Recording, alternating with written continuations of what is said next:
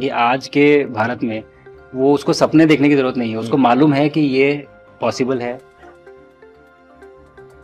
मैंने जो आपको होमवर्क कहा था तो उसका क्या प्रोग्रेस हुआ है? और आपसे बात करते वक्त सर पीछे जो मेरे ये तिरंगा लगाया था, ये वही तिरंगा है सर। और आप मूंग और मेथी का प्रयोग का क्या है? बहुत अच्छा है सर। मेरे ही क्रूमेट जो मेरे साथ थे साइन करवा के लिख के लेके गए हैं कि जब भी आपका गगनयान जाएगा आप हमें इनवाइट करेंगे और लॉन्च के लिए जल्दी से जल्दी हमें आपके व्हीकल में बैठ के जाना है।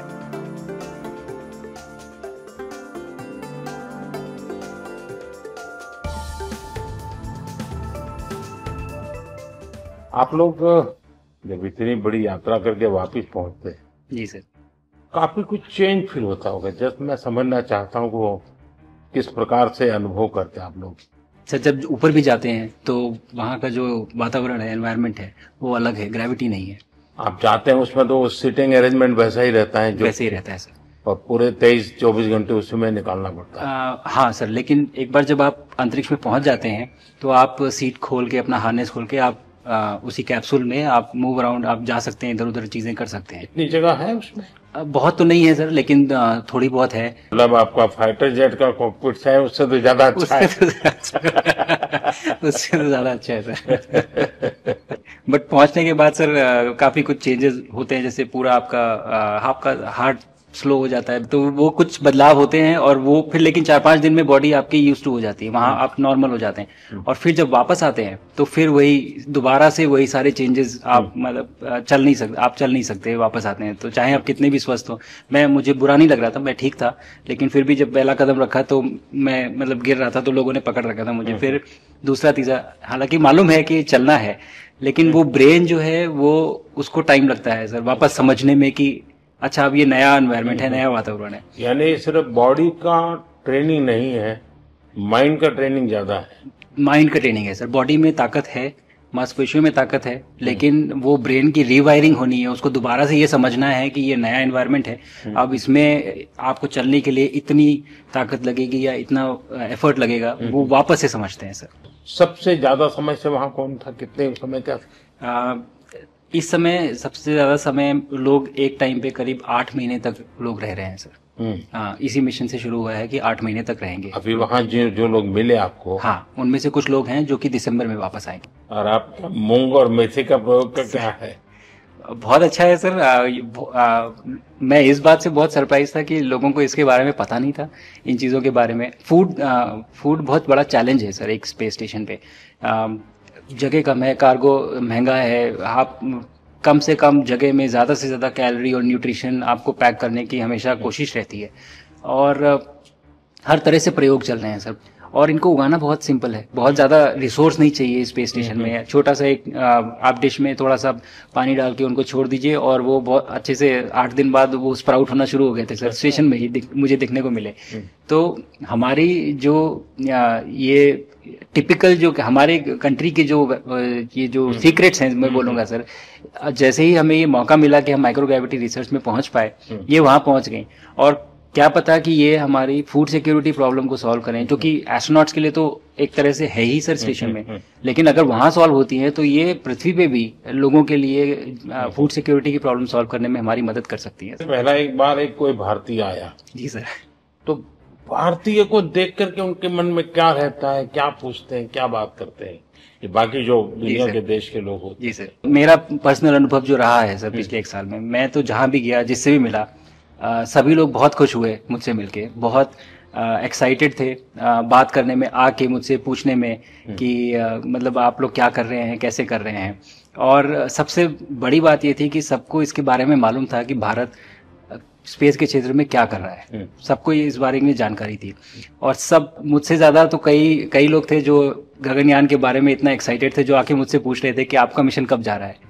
एंड मेरे ही क्रूमेट जो मेरे साथ थे मुझसे साइन करवा के लिख के लेके गए हैं कि जब भी आपका गगनयान जाएगा आप हमें इनवाइट करेंगे और लॉन्च के लिए, और उसके बाद जल्दी से जल्दी हमें आपके व्हीकल में बैठ के जाना है। तो मुझे लगता है सर कि बहुत ज़्यादा उत्साह है। ये सारी आपको टेक जीनियस के रूप में बुलाती थी, क्या कारण?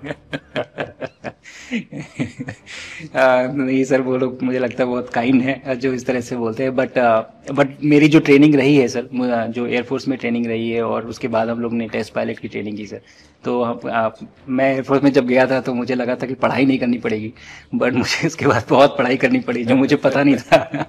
और टेस्ट पायलट बनने के बाद तो एक ये काइंड ऑफ एक इंजीनियरिंग का एक डिसिप्लिन बन जाता है सर। इसरो में ट्रेनिंग की, हमारे साइंटिस्ट ने हमको पढ़ाया तो 3-4 साल, तो मुझे लगता है कि हम लोग काफी अच्छे से तैयार थे सर इस मिशन के लिए जब पहुंचे। मैंने जो आपको होमवर्क कहा था तो उसका क्या प्रोग्रेस हुआ है?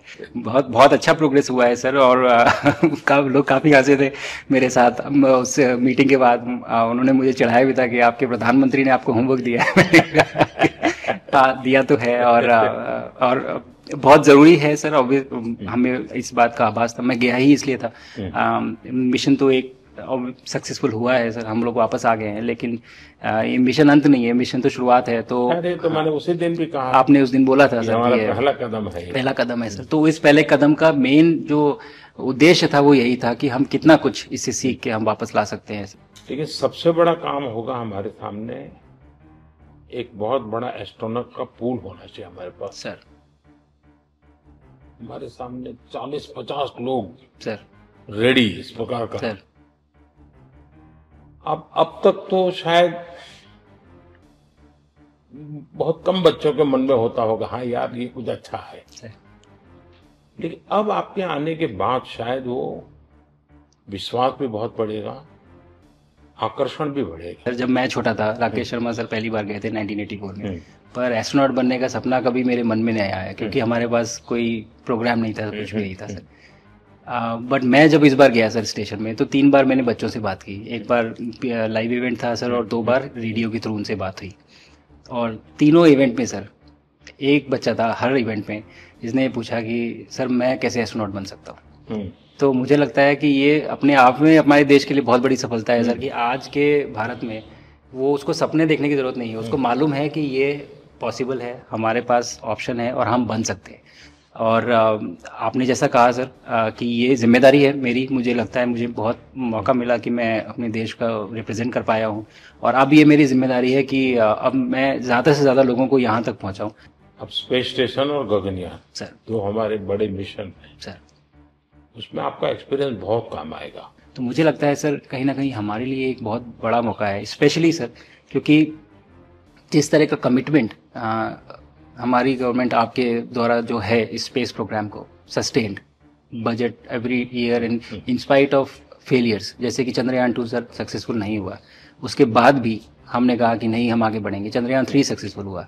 ऐसे ही फेलियर होने के बाद भी अगर इतना सपोर्ट मिल रहा है और ये पूरी दुनिया देख रही है, तो कहीं ना कहीं सर हमारी इस समय क्षमता भी है और इस समय पोजीशन भी है, तो हम यहाँ पे एक लीडरशिप रोल एक्वायर कर सकते हैं सर। और एक बहुत बड़ा एक टूल होगा अगर एक ऐसा स्पेस स्टेशन जो लेड बाय भारत बट बाकी लोग आके उसका हिस्सा बने। मैंने सुनी सर आपने जो कि आत्मनिर्भरता इन स्पेस मैन्युफैक्चरिंग वाली आपने बात की थी सर, तो ये सारी चीजें एक ही तरह से जुड़ी हुई है। जो विजन आपने जो अभी दिया है हमें ये गगनयान का और बैस का और फिर मून लैंडिंग का सर, बहुत बड़ा एक बहुत बड़ा ड्रीम है सर। हम अगर आत्मनिर्भर बन के करेंगे तो अच्छा करेंगे। बिल्कुल सर।